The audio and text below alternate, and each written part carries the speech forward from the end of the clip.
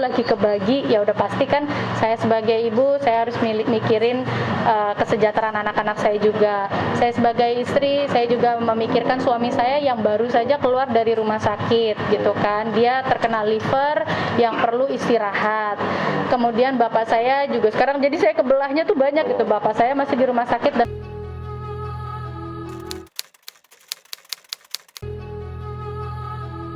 aku tuh sekarang kepalaku tuh lagi kebagi, ya udah pasti kan saya sebagai ibu saya harus mikirin kesejahteraan anak-anak saya juga. Saya sebagai istri saya juga memikirkan suami saya yang baru saja keluar dari rumah sakit gitu kan. Dia terkena liver yang perlu istirahat.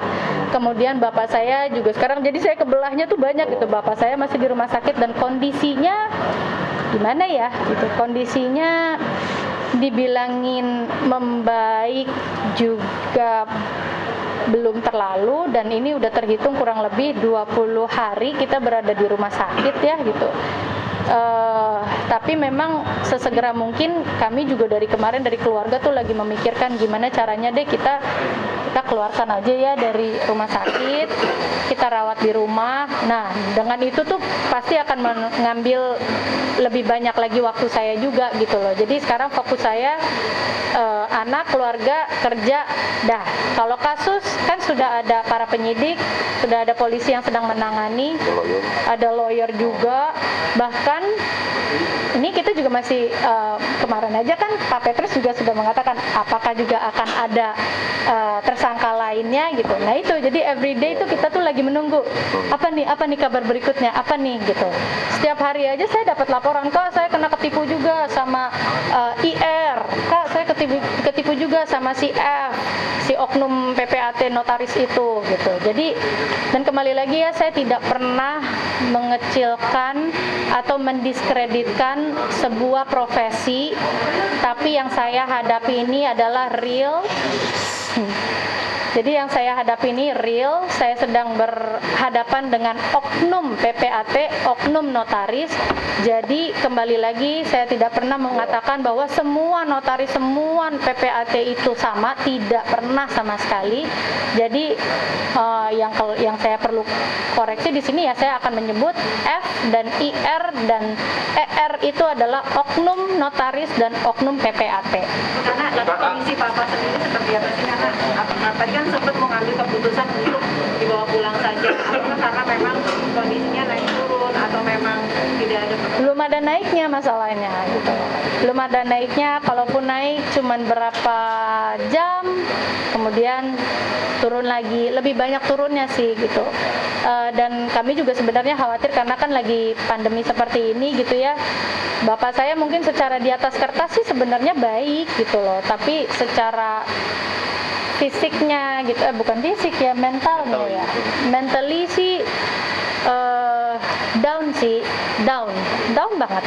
Jadi saya juga coba mikir gitu sama adik saya gitu, kita kan ini ya, maksudnya kita udah semenjak dari preskon kemarin itu kami sudah tidak terlalu mengupdate lagi ke bapak saya gitu kan, karena saya tahu dengan bapak saya itu kena berapa hari sebelum preskon juga ya gitu. Jadi saya nggak mau membebani, keluarga juga sudah memutuskan untuk jangan dikasih detail-detailnya lagi gitu.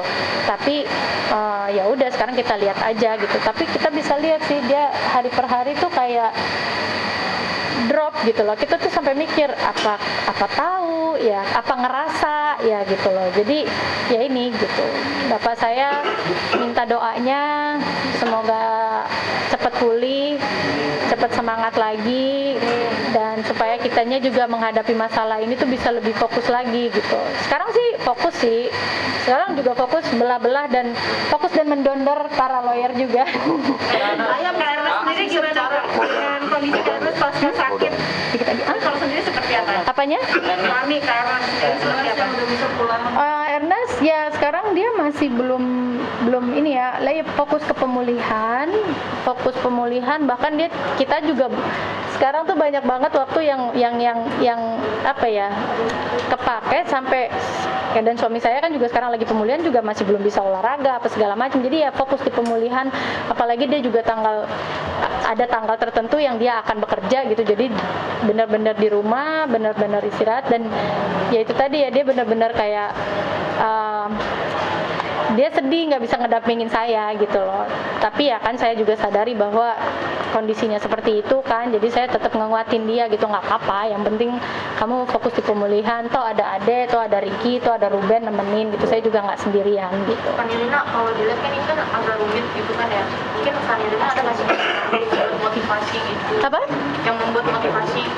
Yang membuat motivasi saya buat Kanirina, karena kan misalnya kayak lagi banyak masalah. Ya kan? Yang memotivasi saya adalah mengembalikan hak yang sudah istilahnya ibu saya dulu perjuangkan gitu ya. Maksudnya ini kan jeripayahnya ibu saya gitu. Investasi ya. Ini apa? Investasi loh. Iya, ini jeripayah ibu saya, investasi ibu saya, dan saya ingat banget gitu. Sebelum ibu saya meninggal, ibu saya tuh sering banget ngomong, sabar ya, sabar katanya. Nanti di belakang rumah mama mau bikin buat cucu-cucu mama. Ya, kalau udah jadi nenek kan anak udah nggak terlalu ini ya, pasti buat cucu. Ntar pokoknya mama mau bikin cucu-cucu mama, kamu jangan pakai lahan ini ya, jadi ada di bagian kebun belakang rumahku gitu. Dia bilang, kamu jangan diapa-apain ya tempat ini. Kenapa ma gitu? Nanti mama mau bikin kolam renang buat cucuku gitu loh.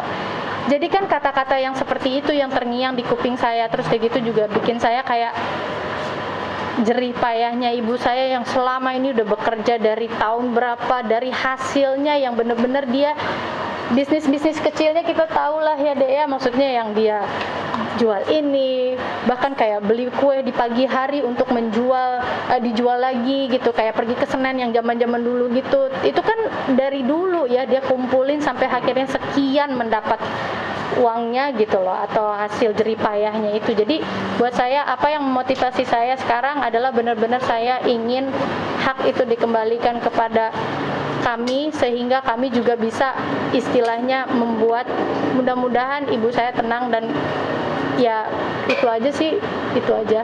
Kak, terkait tadi kan mungkin ada indikasi, mungkin ada progresnya gimana sih terkait yang keterlibatan orang baru tadi, apakah mungkin ada orang yang powerful jadi agak susah apa gimana? Itu orang yang masih berkeliaran ya, progresnya gimana? Itu yang saya tunggu update-nya. Saya belum bisa ngomong yang lain lagi, tapi pokoknya Pak Petrus sudah ngasih hint bahwa akan ada tersangka lainnya. Ya sekarang tinggal lagi tuh Pak Petrus, udah belum? Pak Subdit gitu. Gimana Pak? Gitu. Sabar. Oke. Ya udah, saya sih sekarang semua tuh sedang berproses gitu. Jadi kembali lagi segala sesuatu itu kan nggak ada yang instan ya gitu. Saya juga memberikan respect saya, hormat saya kepada para penyidik, polisi, para siapa lagi yang aku nggak sebutin nih nanti. Siapa itu? Ya. Pokoknya mereka sudah bekerja keras, dan lagi ibaratnya tuh kayak sekarang tuh lagi membuat kami kembali percaya. Ini momen yang kita tunggu-tunggu ya, di mana masyarakat atau korban bisa percaya kembali gitu, dan bisa percaya dan bisa dengan Satgas Mafia Tanah yang kita ketahui sekarang ini lagi marak sekali gitu. Jadi kita tunggu perkembangan lainnya dan doakan ya, ini mudah-mudahan bisa menjadi breakthrough, dan saya membawa gerbong banyak di sini juga, semoga yang di belakang saya juga bisa menikmati apa hasil kesuksesan ini semua gitu. Ya. Thank you ya. Pemirsa, demikian kabar terbaru dari dunia hiburan tanah air. Jangan lupa like, comment, dan subscribe SG Entertainment untuk menyaksikan video-video selanjutnya. Sampai jumpa.